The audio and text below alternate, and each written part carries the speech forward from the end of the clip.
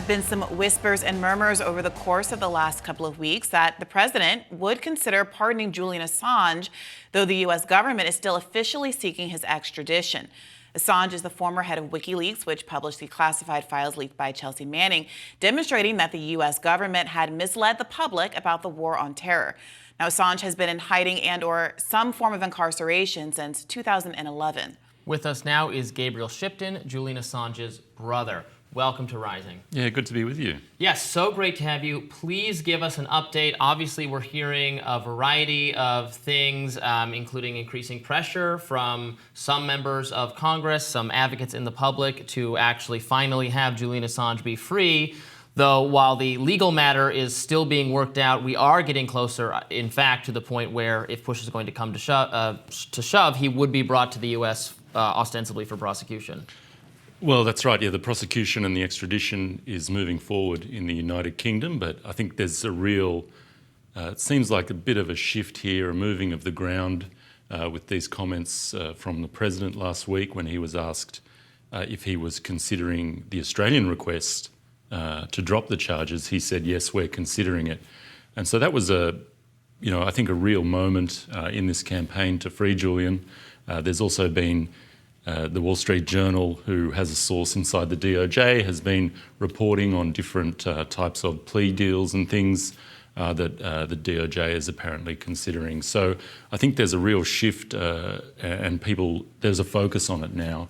And as this extradition moves closer and closer to happening, May 20th, there's another hearing in the UK where Julian could be extradited. I think it's becoming a real political hot potato for the Biden administration. I don't believe they want a huge press freedom First Amendment case arriving here during an election season. I think that could be very worrying for them, particularly when they're trying to frame the opposition as being, anti-press freedom when they've got, arguably the most famous journalist in the world, being held in a UK prison and possibly being prosecuted in the Eastern District of Virginia. That's such an important point. I mean, so much of the media cycle back in 2016 and somewhat in 2020 was about Donald Trump antagonizing journalists, having the cameras turn around and point at the journalists and heckling them at rallies and things like that. And I think you make a strong point there that it confuses the Democratic Party's message a great deal if they're now responsible for prosecuting the most famous journalists in the world. Tell me how you're feeling about it, though, because there was this idea floated that Joe Biden kind of said off the cuff that he was considering it. He has in the past made kind of off the cuff statements in gaggles that the administration has later had to walk back. What's your impression on how considered that statement actually was and how much real movement there is ongoing right now? Well, I think I think it really speaks to what's going on potentially inside the administration, that Joe Biden made this off the cuff remark without actually considering the separation of powers and things like that. So I think it's an indicator of what is actually happening inside the administration. That comment was then baked in by the Australian Prime Minister, who came out and said, "Oh, we welcome that comment," as well as the Defence Minister of Australia, who was actually in Washington at the time, said, we welcome those comments.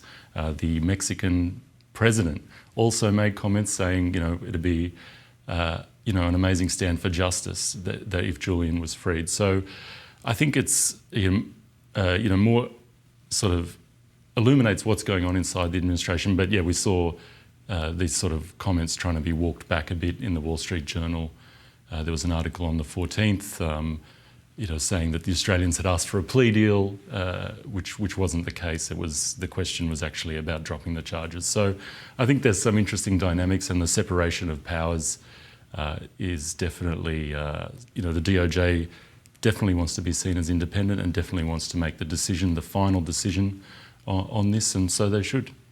The U.S. officials recently, I think just in the last day or so, kind of promised informally not to pursue, to the British legal officials, that they would not pursue the death penalty against Julian Assange, which is, I'm sure, welcome news, although in this context is almost a way of assuring the British legal system that it would be okay to hand Julian over to U.S. prosecutors. So while it's good that the death penalty would be ruled out. That was actually made in the service of still ostensibly bringing him to justice from the U.S. government's perspective. So was it a mixed bag in that sense?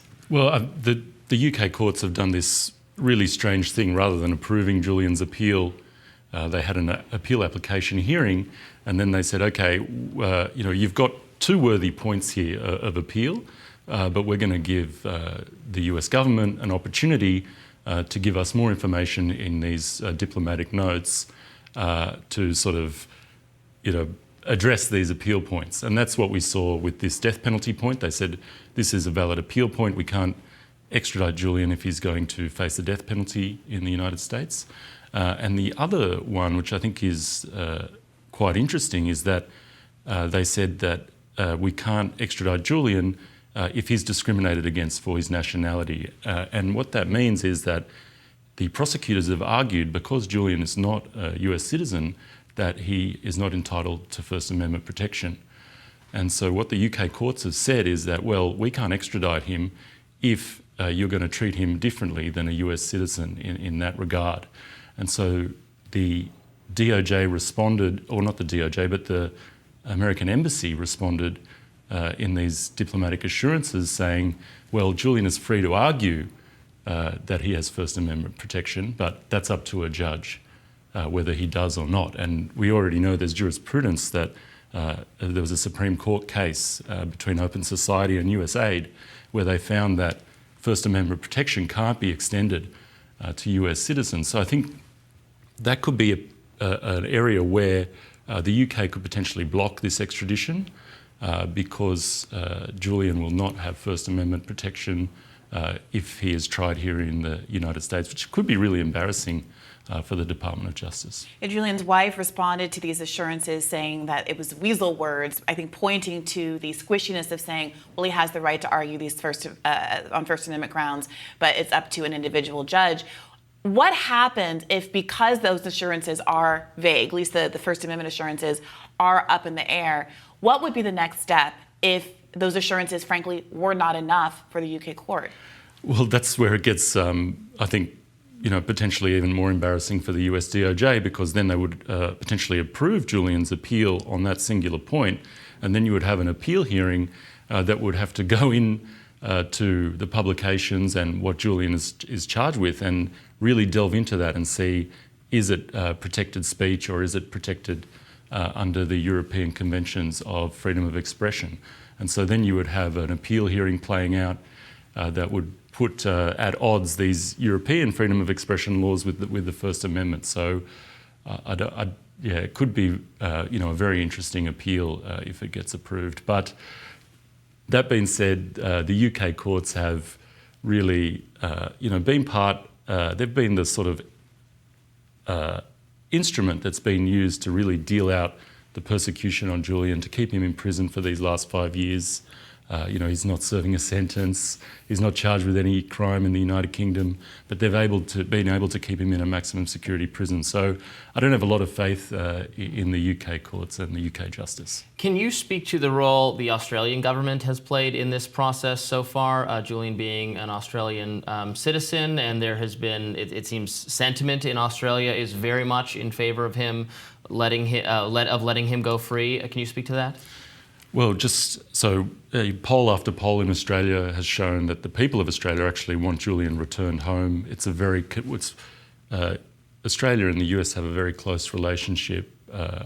We're both English-speaking countries. We have this new tri-party alliance, AUKUS, Australia, UK, and US. But this is one of the points of contention in the relationship between the United States and Australia.